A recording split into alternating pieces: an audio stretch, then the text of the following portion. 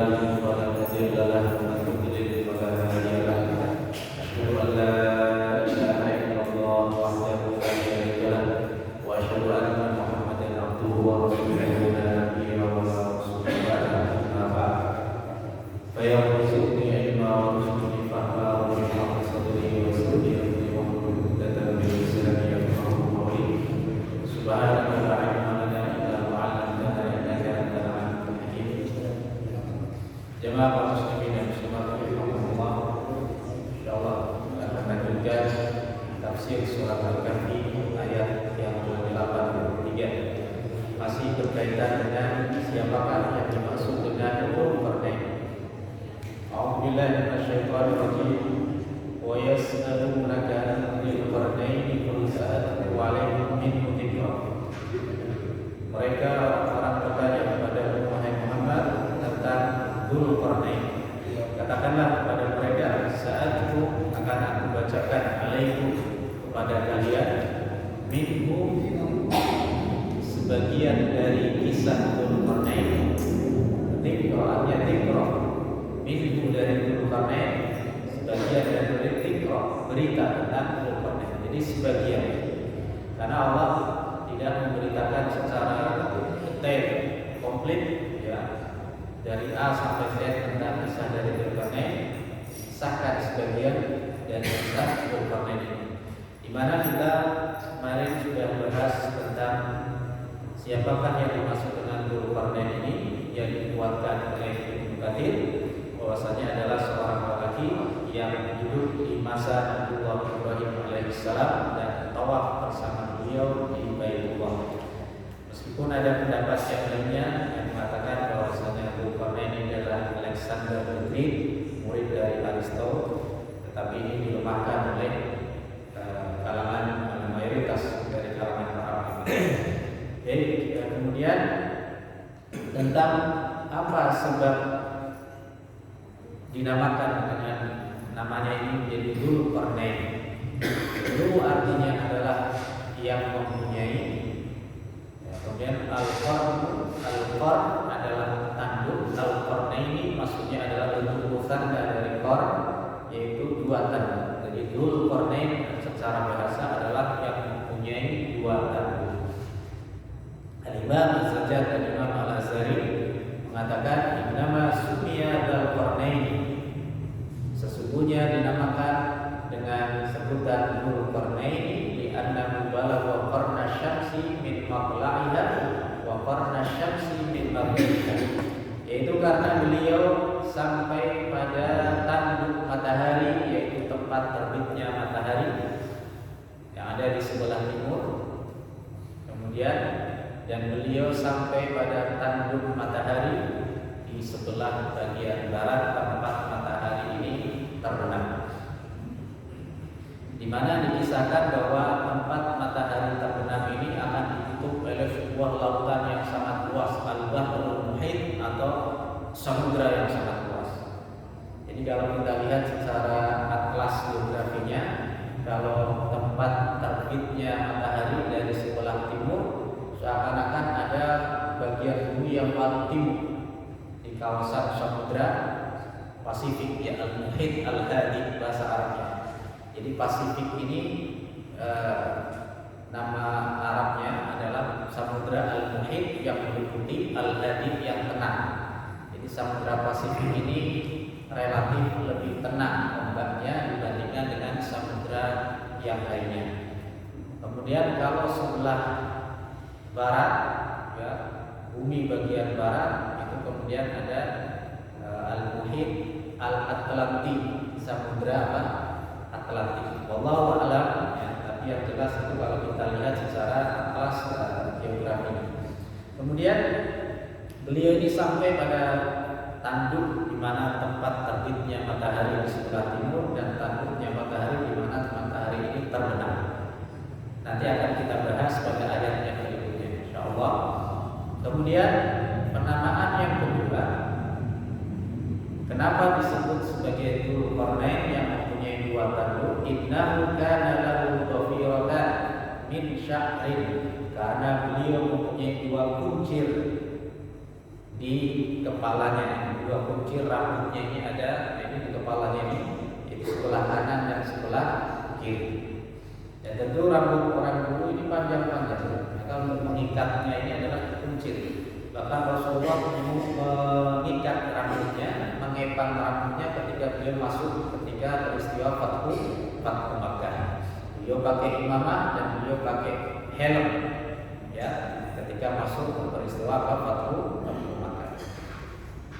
Di sini salah satu cara orang mana ketika rambutnya ini panjang untuk merapikannya itu ada sebagian yang apa diikat atau dikepang seperti itu. Nah, ini ada ikatan kuncir di rambut beliau, ya, sebelah kanan dan sebelah kiri seperti ini. Ya. Itu Dzulqarnain, sehingga kepangnya ini membentuk seperti sebuah tanduk, ya, seperti itu. Maka dinamakan Dzulqarnain. Baik. Kemudian karena apa di sini orang-orang menyebut kepang rambut ini atau kuncir rambut ini dengan sebutan qarn, seperti seakan-akan dia punya tanduk. Ini sudah maklum di kalangan orang Arab, dipahami demikian.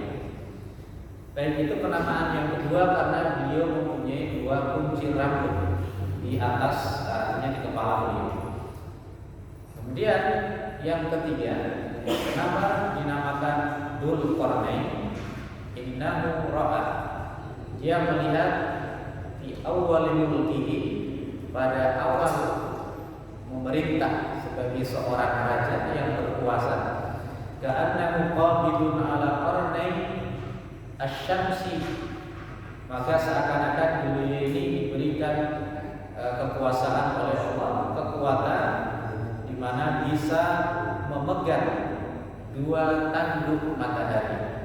Jadi Allah berikan ini sebuah gambaran, ya.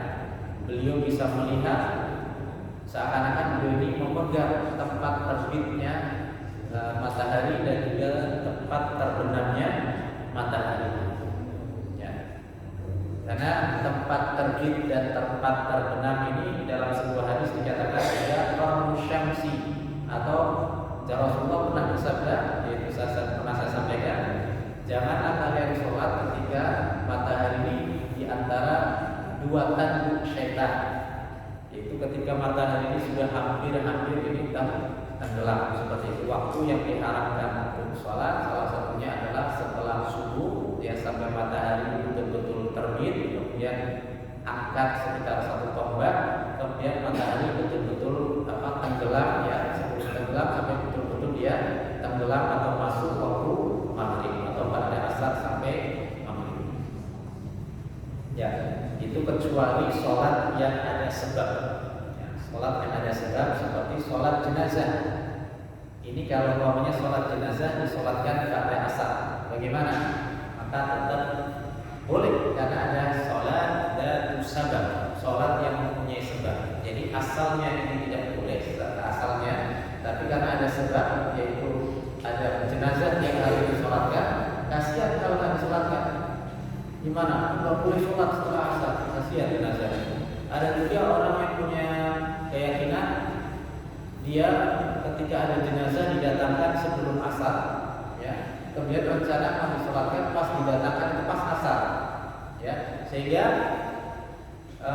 ditanya temannya, kamu nggak sholat asar kenapa berjamaah? Padahal dia tak siap, karena saya takut dosa sholat nanti sholat jenazahnya ini ada sholat setelah asar, sehingga dia rela tidak sholat asar, dia sholat jenazah juga, sholat asarnya setelah takziah jam 5 sore. Nah, ini juga nggak tepat, ya kan? Dia sholat asar dulu, karena sholat ada sebabnya. Itu sebabnya apa? Ada jenazah, maka dibolehkan, ya, seperti itu. Baik, jamaah sekalian rahimakumullah. Jadi yang ketiga, karena beliau ini melihat di awal ketika beliau berpuasa ini, seakan-akan beliau ini memegang, mencengkeram, yaitu dua tanduk matahari, maka dinamakan dengan Dzulqarnain. Yang keempat dinamakan Dzulqarnain karena lahu qarnani tahta imamatihi. Beliau ini punya dua tanduk di bawah imamahnya, di imamah ini kayak semacam surban yang menutupi ini kepala, itu namanya imamah. Kalau pengikatnya yang kita itu pengencangnya namanya iqam, ya, itu imamah, ya, menutup kepala. Jadi ada dua tanda. Jadi dimungkinkan dua tanda ini dimaksudkan adalah yang ada bisa karena kuncir di rambutnya, dan juga karena ada benjolan di kepalanya. Ya. Ini jadi ketika pakai imamah penutup kepala, kemudian terlihat ada yang artinya yang menjendol dari atas kepala beliau. Kemudian yang kelima, innahu da'a ila Allahi fashajjahu qaumuhu ala qarni thumma da'a ila Allahi fashajjuhu ala qarnihil akhar. Dalam sebuah riwayat Dzulqarnain ini pertama kalinya dakwah kepada kaumnya, kemudian dipukul kepalanya sehingga beliau ini meninggal dunia. Allah hidupkan kembali dan dipukul lagi kepalanya sebelah yang kirinya, artinya sebelah ini. Dan Allah hidupkan kembali, dan yang ketiga kalinya beliau bisa berdakwah dan melalang buana dari barat sampai ke timur. Sehingga inilah disebut dengan Dzulqarnain, ya, karena dipukul kepalanya yang sebagian ini sebelah depan, ini yang bagian kanan, dan sebelah kiri. Ya, jadi kepalanya ini pecah, ya, seperti itu, dipukul sama kaumnya. Ya, kemudian beliau meninggal dunia. Karena Allah hidupkan kembali, ya, sampai kedua kalinya, kemudian bisa berdakwah, ya, kepada kaumnya. Itu adalah pendapat yang kelima. Jemaah sekalian rahimakumullah, pendapat yang keenam, innama summiya bidzalika, dinamakan atau diberi nama dengan Dzulqarnain li'annahu karimut tharafain, karena beliau ini sangat pemurah kepada dua belah pihak. Ada dua kubu yang beliau ini suka memberi. Dia suka memberi kepada kedua kubu ini. Min ahli baitin dari anggota keluarga beliau, min kibali abihi wa ummi, dari arah saudara dari ayah beliau dan saudara dari ayah ibu beliau. Jadi kita lahir dari seorang ayah dan ibu, ya. Kemudian kita saudara-saudaranya ayah itu adalah saudara kita, dan saudara dari ibu kita juga saudara kita. Terkadang yang jadi masalah ada orang yang lebih kecenderungannya kepada siapa? Ada yang lebih dekat hanya kepada keluarga ibu saja. Ada yang cenderung lebih dekat kepada keluarga dari ayahnya saja. Harus kita ini mampu memaksimalkan silaturahim kita kepada kedua belah pihak tersebut. Ya, karena apa? Bisa jadi fitnah. Orang kalau hanya cenderung kepada satu pihak dari ibu saja, maka fitnah. Seakan-akan saudaranya dari pihak ayah, kok beda ya dia kalau sama kita, dan seperti itu. Maka kita harus mampu membuka diri kita bersilaturahim dengan saudara-saudara kita, apapun itu, siapapun dari pihak ayah ataupun dari pihak ibu. Sehingga beliau ini adalah orang yang karim. Karim ini apa? Mulia karena suka memberi. Ini berbeda dengan syarif. Kalau syarif ini mulia karena pangkat, jabatan, nasab, ya, keturunan, ini syarif. Tapi kalau karim itu mulia karena lebih suka memberi. Ya, jadi makna karim dan syarif itu sama-sama mulia. Tapi kalau karim mulia karena suka memberi, suka bersedekah. Tapi kalau syarif ini karena nasabnya, ya, karena keturunan, karena pangkatnya, status sosialnya, itu syarif, ya. Kita karim itu mulia karena suka memberi. Jadi orang Arab menyebut orang yang suka memberi ini orang yang mulia. Ya, bukan karena dia tidak melihat nasabnya seperti apa, status sosialnya apa, enggak, jabatannya apa, enggak, tapi karena dia orang yang suka memberi meskipun dia orang biasa-biasa saja, maka disebut sebagai karim. Makanya Allah mengatakan iqra wa rabbukal akram, bacalah, dan Tuhanmu ini adalah yang maha karim, yang paling mulia, artinya Allah yang suka memberi. kepada siapapun hambanya, tidak melihat itu orang yang mukmin ataupun yang kafir. Kalau seandainya dunia ini sama timbangannya dengan satu sayap dari seekor nyamuk, maka sungguh niscaya Allah ini ma saqallahu kafir syurbatan. Kalau seandainya dunia ini, kenikmatan dunia yang ada ini, ya seluruh dunia seisinya ini, itu kalau ditimbang kata Allah, ya kata Rasulullah ya dalam sebuah hadis, ini ditimbang dengan satu sayapnya nyamuk. Kita goplak nyamuk, ya kan? Kita mungkin udah nggak lihat mana lagi ini sayapnya kan? Jadi ada satu sayap nyamuk itu ringan sekali, bahkan mungkin kita nggak akan berasa kalau kita ini mengangkat sayapnya seekor nyamuknya saja kita nggak berasa, digigit aja kita mungkin nggak berasa, ya.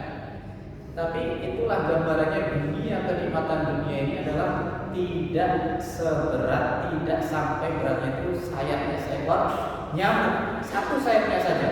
Kalau seandainya sama, maka sungguh Allah tidak akan memberikan kepada orang kafir satu teguk air saja.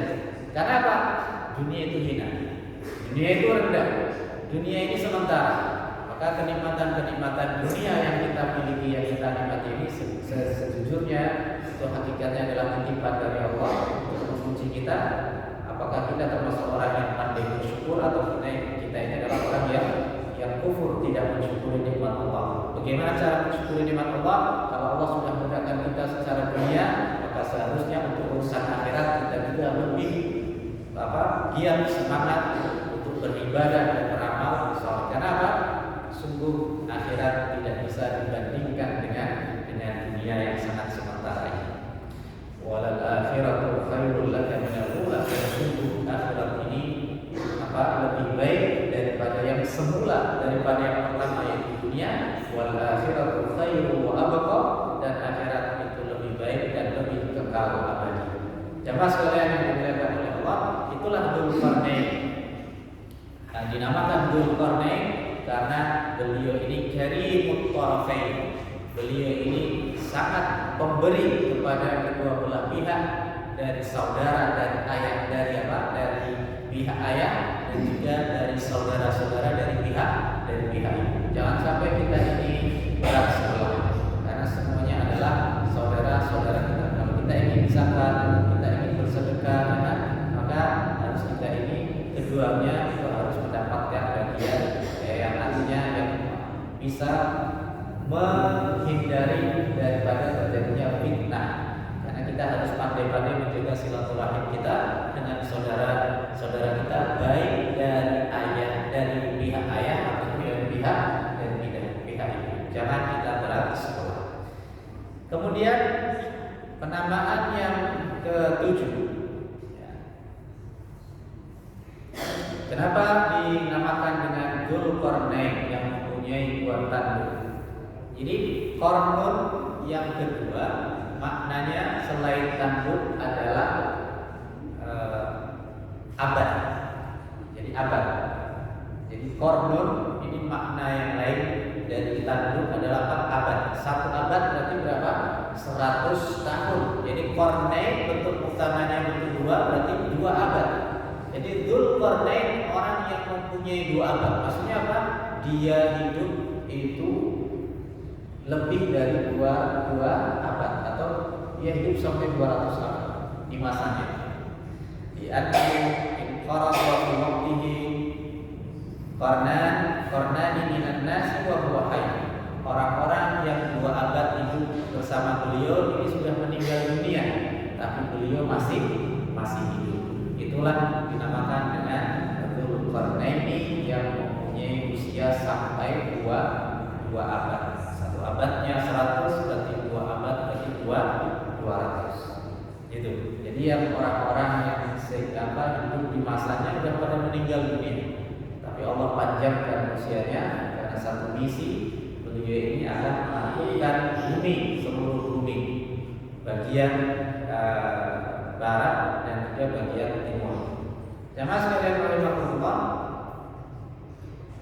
Ada sebuah hadis dari Rasulullah SAW yang diriwayatkan oleh sahabat Ibnu Abbas radhiyallahu anhu. Malikul ardi arba'ah.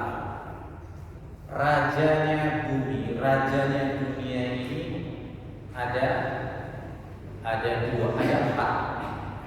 Jadi orang yang menguasai seluruh bumi ini ada empat. Dulu. Jadi tidak ada orang sampai sekarang ini menguasai bumi itu sampai seluruh dunia bumi ini dia kuasai. Rasulullah bersabda dalam riwayat Ibnu Abbas, ya, Malikul ardi arba'ah. Rajanya bumi, rajanya dunia ini ada empat. Yang menguasai seluruh bagian bumi baik dari barat sampai timur ini ada empat. Ya. Jadi dua di antaranya mukminan wa kafirun. Dua di antaranya adalah orang mukmin dan yang lainnya adalah orang kafir. Mukminani wa kafirani. Dua raja yang beriman dan dua raja yang lainnya ini tidak beriman. Fal mukminani, raja yang mukmin. Maka raja yang mukmin, dua raja yang mukmin yang beriman ini siapa? Mereka. Yang pertama adalah Sulaiman ibnu Dawud alaihi wassalam, yaitu Sulaiman bin Dawud alaihi salam, yaitu Nabiullah Sulaiman alaihi salam. Beliau menguasai seluruh bumi dari barat sampai timur. Dan Allah taklukkan bagi beliau seluruh binatang, angin, jin, manusia, semuanya. Allah taklukkan untuk siapa? Untuk Nabiullah Sulaiman alaihi salam. Seluruh bumi dalam genggamannya. Ya. Nabi Sulaiman. Yang kedua adalah Dzulqarnain. Al-mu'minani Sulaiman ibn Dawud wa Dzulqarnain. Yang kedua adalah Dzulqarnain. Karena beliau adalah orang yang mampu menaklukkan bumi baik dari bagian barat sampai yang timur. Bahkan dalam sebuah riwayat Dzulqarnain ini dikatakan mempunyai kemahiran atau skill bahasa. Setiap kaum yang beliau datangi itu beliau bisa berbicara dengan bahasa, kecuali nanti kisah yang terakhir adalah yakaduna yafqahuna qawla, yaitu bertemu dengan Ya'juj dan Ma'juj dan bertemu dengan kaum yang mereka ini tidak paham, hampir tidak paham dengan bahasa manusia. Ya, ini nanti beliau bikin tembok gitu kan. Ya, itu nanti pada kisahnya. Nah, jamaah sekalian rahimakumullah, jadi dua raja yang beriman ini, yang pertama adalah Nabiullah Sulaiman bin Dawud alaihi wassalam, dan yang kedua adalah Dzulqarnain. Ini raja yang menguasai seluruh bumi. Wal kafiran, dan raja yang kafir yang menguasai seluruh dunia, seluruh bumi, yaitu ada dua juga. Disebutkan Namrud, yaitu yang pertama adalah Namrud, Raja Namrud yang hidup di masa Nabi Ibrahim alaihi salam, di mana seorang raja dari Babil, yaitu Babilonia, sekarang ada di wilayah Irak, ya. Itu Raja Namrud itu menguasai seluruh bumi. Maka kalau kita bandingkan Namrud sama Firaun, itu kekuasaannya masih besar Namrud. Ya. Firaun ini baru menguasai Mesir, tapi sombongnya juga luar biasa. Alaysa bikum Misra wa hadhihi al-anhar tajri min tahti afala tubsirun. Wahai kaumku, bukankah aku ini mempunyai kerajaan Mesir dan ini sungai-sungai mengalir di bawah? Karena istananya Firaun ini tinggi. Dalam sebuah riwayat dikatakan di saat terjadi banjir besar, ya, setelah kekalahan para tukang sihirnya Firaun ini ada banjir besar. Maka di situ Firaun ini termasuk yang tidak tenggelam istananya karena saking tingginya. Nah, ini Namrud ini kekuasaannya lebih dahsyat daripada Firaun. Ini raja yang pertama yang kafir yang menguasai seluruh bumi adalah Namrud. Yang kedua adalah Bukhtansar, Raja Bukhtansar. Ini seorang raja juga dalam riwayat dikatakan Raja Babilonia juga, atau yang nama sejarahnya itu nama latinnya disebut Nebukadnezar, Raja Nebukadnezar. Jadi Raja Nebukadnezar atau Raja Bukhtansar ini pernah menaklukkan Baitul Maqdis. Ya. Saat itu ada seorang nabi, ya. Namanya adalah nama nabinya kalau tidak salah Nabi Armia. Itu ada seorang nabi itu yang menguasai Baitul Maqdis. Kemudian sebenarnya sudah diberikan wahyu oleh Allah bahwasanya ada nanti sebuah penyerangan dari Raja Bukhtansar atau Nebukadnezar ini, maka bersiap-siaplah. Beliau sampaikan kepada kaumnya, tapi kaumnya tidak menggubris. Maka waktu yang dijanjikan Allah itu datang, sehingga Raja Nebukadnezar itu membawa pasukan yang sangat besar dan memukul habis kaum muslimin yang ada di sekitar Baitul Maqdis dan menawan sedikitnya 90.000 kaum muslimin dari kalangan laki-laki dan juga perempuan juga anak-anak, lalu dijadikan sebagai budak oleh Raja Nebukadnezar. Karena apa? Ini hasil dari buah tangan mereka, yaitu buah dari amal mereka diperingatkan oleh nabi mereka, tetapi mereka ini tidak menggubris dan mengindahkan nasihat dari nabi mereka, sehingga mereka tidak mempersiapkan diri dan Baitul Maqdis pun ditaklukkan oleh raja yang kafir yaitu Nebukadnezar atau Bukhtansar. Dan sedikitnya ada 90.000 keturunan dari Nabi Daud, Nabi Yakub itu kemudian dijadikan sebagai dijadikan sebagai para budak.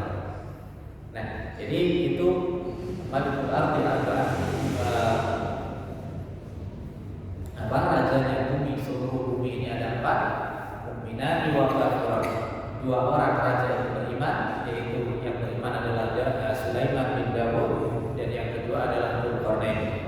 Dan 2 raja yang kafir adalah Namrud dan Bukhtansar atau Raja Nebukadnezar. Jamaah sekalian yang dimuliakan oleh Allah Subhanahu wa taala, itu yang ke-7. Karena beliau ini hidup selama 2 abad, di mana teman-teman yang seusianya sebayanya ini sudah pada meninggal, sedangkan Dzulqarnain ini masih hidup.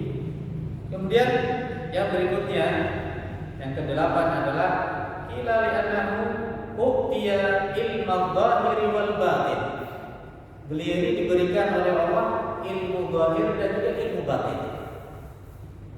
Ya, diberikan ilmu ya seperti ilmu kasat mata, syariat, hukum-hukum syariat dan juga ilmu-ilmu yang sifatnya ini apa? Ma'rifah.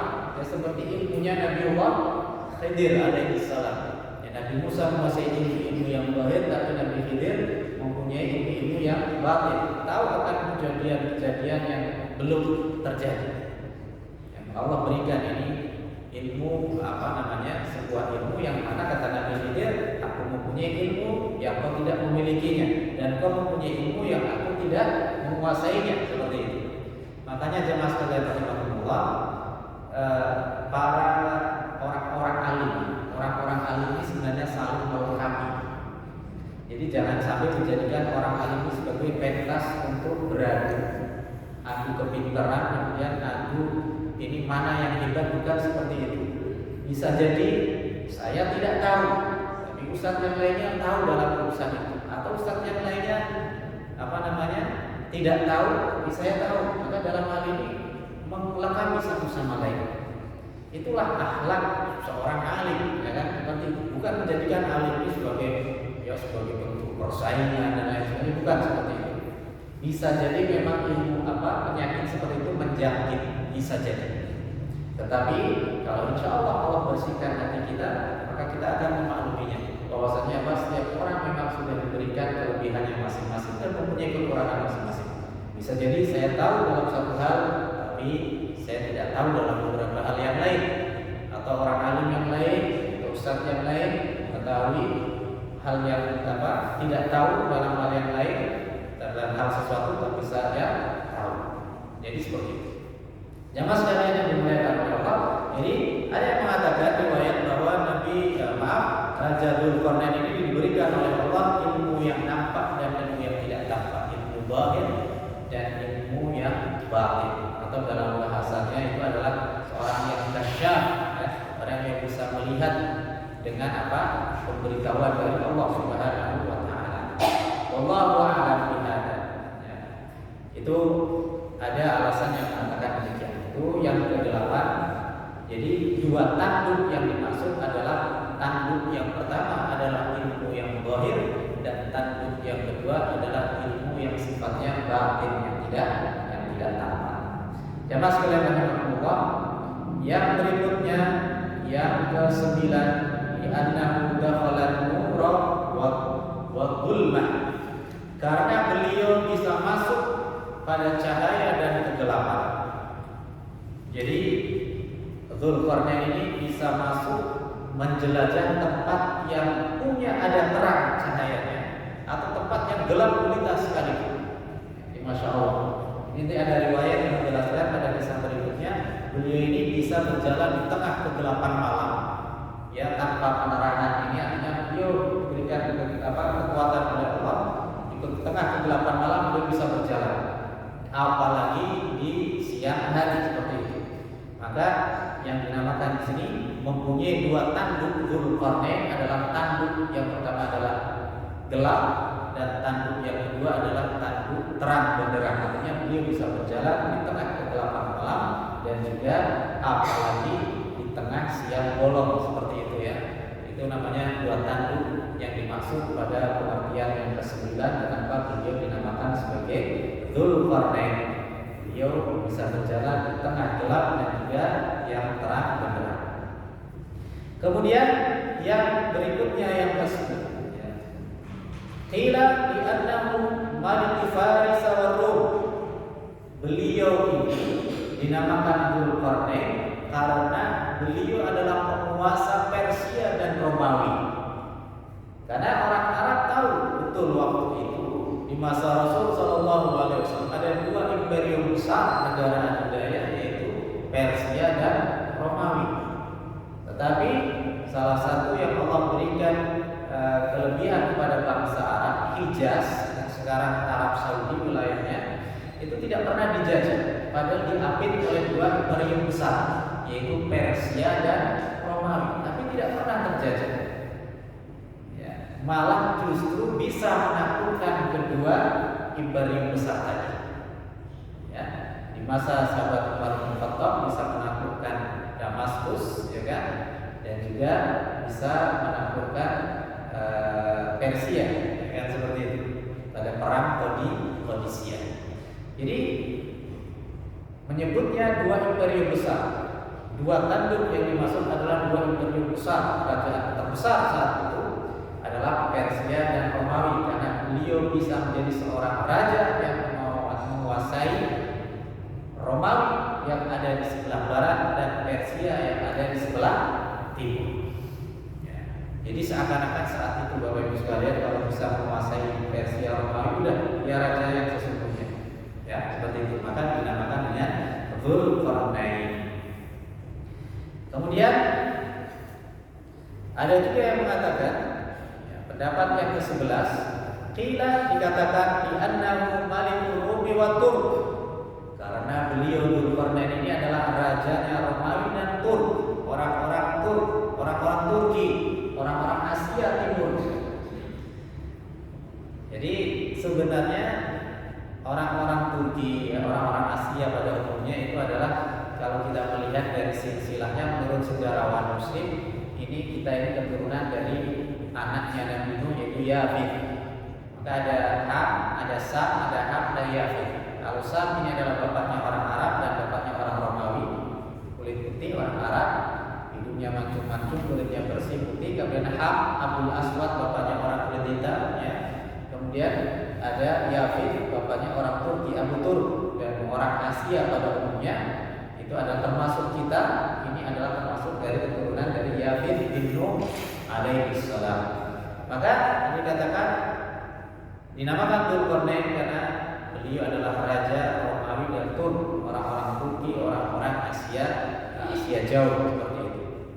Kemudian pendapat yang terakhir yang ke-12 adalah waqila innahu kana litajihi qarna, karena beliau mempunyai sebuah mahkota yang mahkotanya ini ada 2 tanduknya. Ya. Seperti apa mahkotanya ada 2 tanduk ini? Maaf, mungkin kita terbayang seperti helmnya orang-orang Viking, orang-orang Norwegia, apa gitu ya, orang-orang Viking ini kan helmnya kayak ini perang. Kalau perang ini apa? Ada 2 tanduk. Ini ada kaitannya. Ada juga sejarawan yang mengatakan memang seperti itulah apa tanduk mahkotanya Raja Dzulkarnain. Karena nanti ada satu pembahasan di mana Dzulkarnain ini menjumpai satu kaum yang kaum ini tidak ada penutupnya.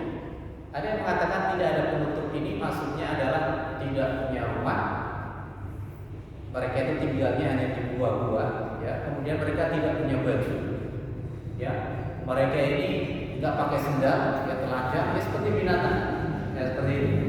Dan ada juga yang mengatakan lam naj'al min duniha sitra. Min dunihim sitra juga tidak jadikan bagi mereka ini kaum itu adalah sitra penutup. Ini adalah karena selalu siang.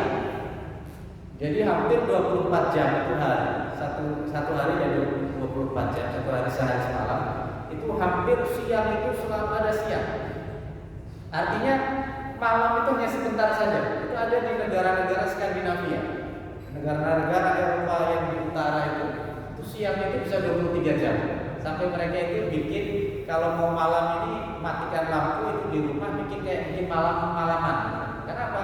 Mereka siang itu sampai lebih dari 20 jam.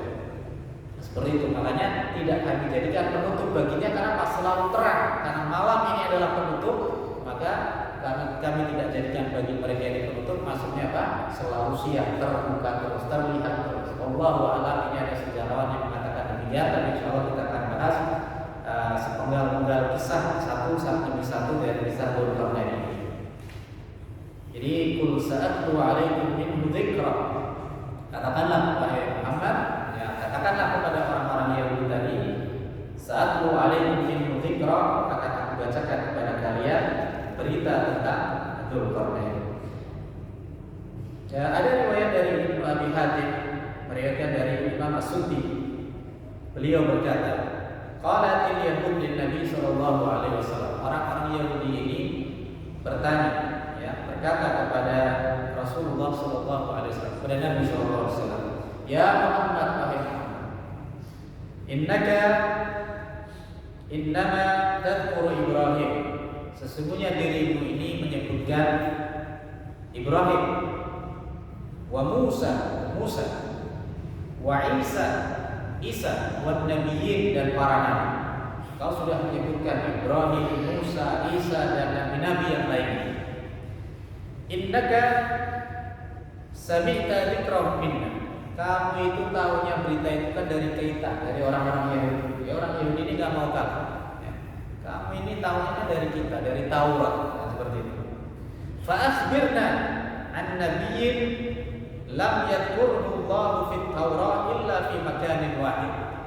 Maka beritahu kepada kami tentang seorang nabi yang Allah tidak menyebutkan dalam kitab Taurat kecuali pada satu tempat saja, cuma satu saja.